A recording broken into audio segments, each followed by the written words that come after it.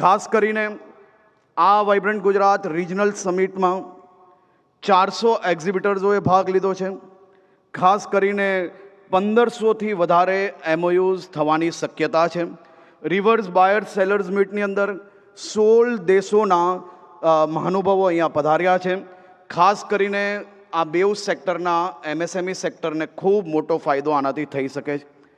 અનેકવાર અનેક લોકો પૂછે છે કે ગુજરાતમાં જ ઇન્વેસ્ટમેન્ટ કેમ કરવું જોઈએ.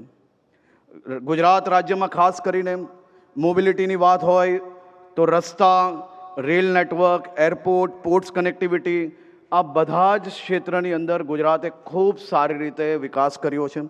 સ્ટેબિલિટીની વાત હોય તો નીતિઓ અહીંયા ઝડપથી બદલાતી નથી. આજના સમયની જે માંગ હોય તે પ્રમાણે તમામ વેપારીઓને રાજ્ય સરકાર દ્વારા હંમેશા સહયોગ કરાય છે.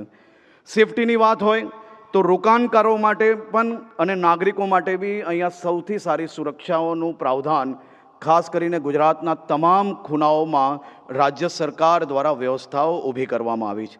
ગેરંટીની વાત હોય તો અહીં આપેલા વચનો એ હંમેશા પૂરા થાય છે. હું આજે ખાસ કરીને પ્રધાનમંત્રી શ્રી નરેન્દ્રભાઈ મોદીજીનો આભાર માનવા માગું છું. મારા જેવા અનેક યુવાઓ, મારી પછીની પેઢીના બી અનેક યુવાઓ એના સપના સાકાર કરવા માટે ગુજરાતમાં જે પ્રકારે 2003થી વાઇબ્રન્ટ ગુજરાતની યાત્રા જે ચાલુ થઈ, એ વાઇબ્રન્ટ ગુજરાતના કારણે આજે ગુજરાતના લાખો કરોડો યુવાનોને રોજગારી બી મળી છે.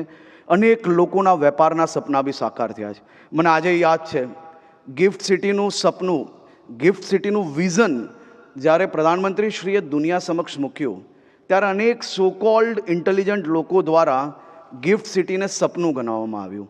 પરંતુ એ સપનું આજે સાકાર થયું છે. ફિનટેકની દુનિયામાં દુનિયાનું સૌથી સારા સિટી તરીકે આપણું ગિફ્ટ સિટી ઓળખાય છે.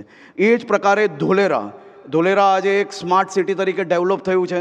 ત્યાં સેમિકન્ડક્ટર ફેબની વાત હોય કે અનેક નવી ઇન્ડસ્ટ્રીઝ આજે રૂપ લઈ રહી છે.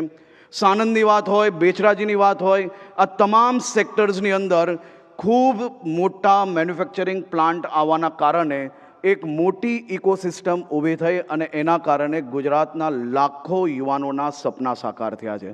હું ફરી એકવાર આદરણીય પ્રધાનમંત્રીશ્રીનો આભાર માનું છું કે એમને ઇઝ ઓફ ડુઈંગ બિઝનેસ માટે જે 23 પેરામીટર્સ દેશ સમક્ષ મૂક્યા. ગુજરાત રાજ્ય સરકારે આ 23 પેરામીટર્સ ઉપર કામગીરી કરી છે.